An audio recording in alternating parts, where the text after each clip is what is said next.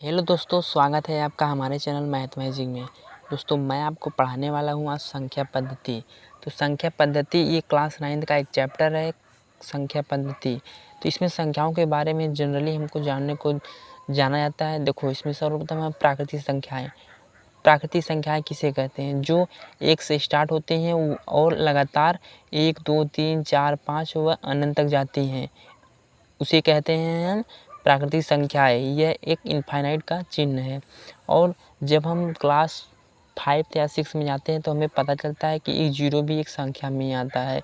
तो पूर्ण संख्याएँ क्या होती हैं? पूर्ण संख्याएँ जो 0 से स्टार्ट हो और 1, 2, 3, 5, 6, 3, 4, 5, 6 और अनंत तक जाएँ, तो वो भी हमारी एक क्या है? एक पूर्ण संख्या है। पूर्णांक संख्या क्या होती हैं? जब हम जनरली 8 में या 7th में जाते हैं तो हमको पता चलता है कि संख्याएँ माइनस में भी होती हैं।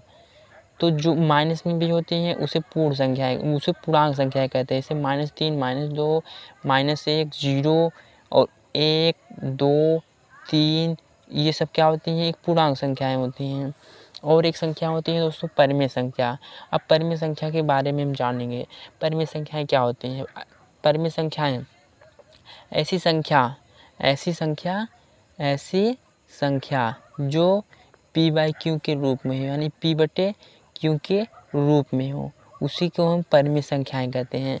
जहाँ पर p जो है, p का मान कुछ भी हो, लेकिन q बराबर हमें 0 ना प्राप्त हो, q हमें 0 के बराबर ना हो। और जहाँ ये p है, p के स्थान पर कुछ भी हो, चाहे 1 हो, 2 हो, 3 हो, कुछ भी हो, लेकिन q के स्थान पर 0 नहीं होना चाहिए। वही हमारी एक परिमेय संख्याएँ कहलाती हैं। और एक अपरिमेय संख्या होती है,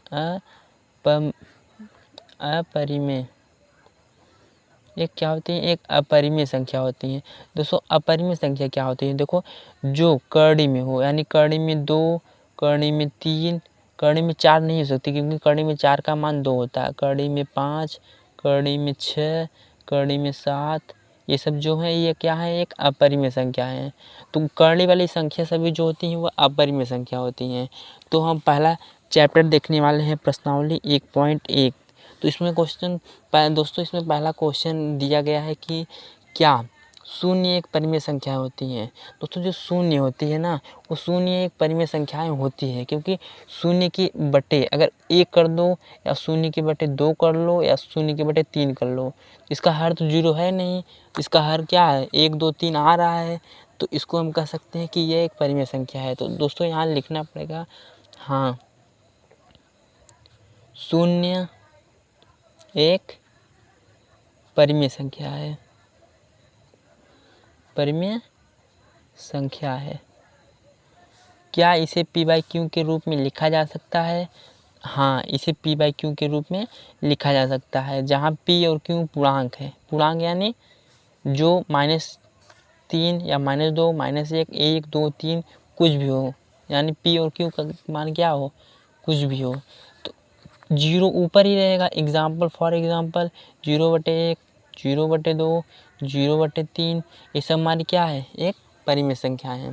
दोस्तों, इसमें दूसरा जो क्वेश्चन है वो है कि 3 और 4 के बीच में 6 परिमेय संख्याएँ याद कीजिए। 3 और 4 के बीच में 6 परिमेय संख्याएँ याद कीजिए। इसको हमें सॉल्व करने का एक तरीका दिया है। दोस्तों, पहले हम जो पहली संख्या दी गई है, पहली संख्या में हम ऊपर नीचे दोनों साइड 10 से मल्टीप्लाई करेंगे। 10 से ऊपर नीचे दोनों साइड क्या करेंगे? हम 10 से गुणा करेंगे, ऊपर नीचे दोनों। तो ये क्या हो जाएगा? 10 या 30 और नीचे 10।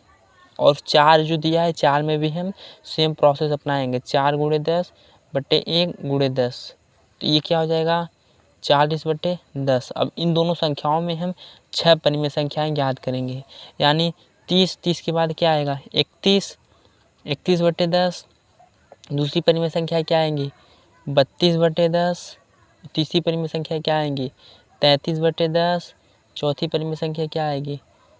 34/10। पाँचवीं परिमेय संख्या क्या आएगी? 35/10। छठी परिमेय संख्या क्या आएगी? 36/10। तो ये हमारी क्या है? 6 परिमेय संख्याएँ हैं। किनके बीच में? 3 और 4 के बीच में। तो इस प्रकार हम निकाल सकते हैं आसानी से। और इसमें तीसरा क्वेश्चन दिया गया है कि 3/5 और 4/5 के बीच में 5 परिमेय संख्याएं ज्ञात कीजिए। तो इसमें सेम प्रोसेस अपनाएंगे। तो 3/5 है, इसमें ऊपर नीचे दोनों को 10 से गुणा करेंगे, 10 से ऊपर नीचे दोनों गुणा करेंगे। और ये जो 4/5 है और 4/5 में भी हम 10 बटे नीचे भी 10 से गुणा करेंगे। गुणा करो दोस्तों, क्या आएगा? 10 तिया 30, 30/10 बचे 50 और 10 चौक 40/10, 5 बचे 50। अब इनके बीच में हमें 5 परिमेय संख्याएं याद करना है।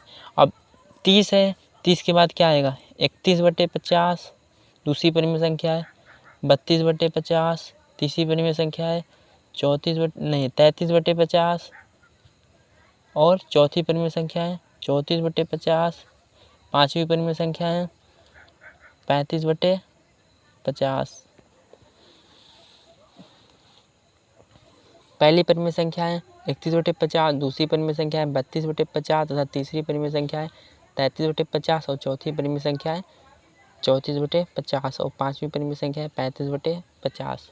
इसमें दोस्तों एक आखिरी क्वेश्चन हमें है, वह हमें देखने को मिलता है कि दोस्तों हम देखने वाले हैं इसमें लास्ट क्वेश्चन जो दिया गया है, चौथा क्वेश्चन। नीचे दिए गए कथन सत्य है या असत्य है, कारण सहित उत्तर दीजिए। जो नीचे प्रश्न दिया है इसका कारण सहित उत्तर देना है। देखो पहला दिया है प्रत्येक प्राकृतिक संख्या पूर्ण संख्या होती है। तो प्रत्येक प्राकृतिक संख्या है क्या पूर्ण संख्या होती है? तो दोस्तों यह क्या है? एक सत्य है। प्रत्येक प्राकृतिक संख्याएं पूर्ण संख्या होती हैं, तो यह क्या हो जाएगा? सत्य हो जाएगा। इसे कारण भी देना है, क्योंकि वास्तविक संख्याओं में प्रत्येक प्राकृतिक संख्या पूर्ण संख्या होती है, क्योंकि सभी प्राकृतिक संख्या पूर्ण संख्या में निहित होती है। पूर्ण संख्या में निहित होती है। पूर्ण संख्या में क्या होती है? निहित होती है। तो इसका ये दोस्तों कारण हो गया, क्योंकि सभी प्राकृतिक संख्या पूर्ण संख्या में निहित होती हैं। अब दूसरा क्वेश्चन देखने वाले हैं दोस्तों।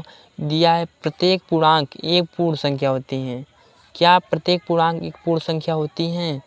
तो ये कथन क्या हो जाएगा? असत्य, क्योंकि प्रत्येक पूर्णांक संख्या एक पूर्ण संख्या नहीं होती, क्योंकि पूर्णांक संख्या में हमें नेगेटिव चिन्ह देखने को मिलता है और पूर्ण संख्या में हमें सभी पॉजिटिव चिन्ह मिलते हैं। तो कह सकते हैं कि सभी, क्योंकि पूर्णांक संख्या ऋणात्मक होता है, क्योंकि पूर्णांक संख्या ऋणात्मक होता है, यह एक पूर्ण संख्या नहीं होता है। तो यह पूर्ण संख्या नहीं होगा। क्या होगा? नहीं होगा। तो इसके आगे देखने वाले दोस्तों तीसरा क्वेश्चन। तीसरा क्या कह रहा है कि प्रत्येक परिमेय संख्या एक पूर्ण संख्या होती है। क्या प्रत्येक परिमेय संख्या एक पूर्ण संख्या होती है? तो ये क्वेश्चन क्या हो जाएगा? असत्य। ये भी हमारा क्या है? एक असत्य है, क्योंकि प्रत्येक परिमेय संख्या एक पूर्ण संख्या नहीं होता है। क्योंकि मान लो अगर फॉर एग्जांपल एक परिमेय संख्या 1/2 है, क्या 1/2 एक पूर्ण संख्या है? नहीं है। इसलिए क्या हो जाएगा? ये कथन असत्य है। इसे कारण दो, क्योंकि परिमेय संख्या जो होती है p/q के रूप में होती है। क्योंकि परिमेय संख्या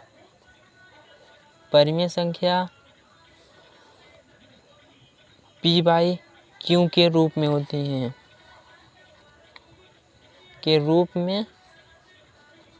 होती हैं, यह पूर्ण संख्या नहीं होती। तो थैंक यू दोस्तों। अगर क्वेश्चन आपको अच्छा लगा तो लाइक करें, शेयर करें और सब्सक्राइब करना ना भूलें।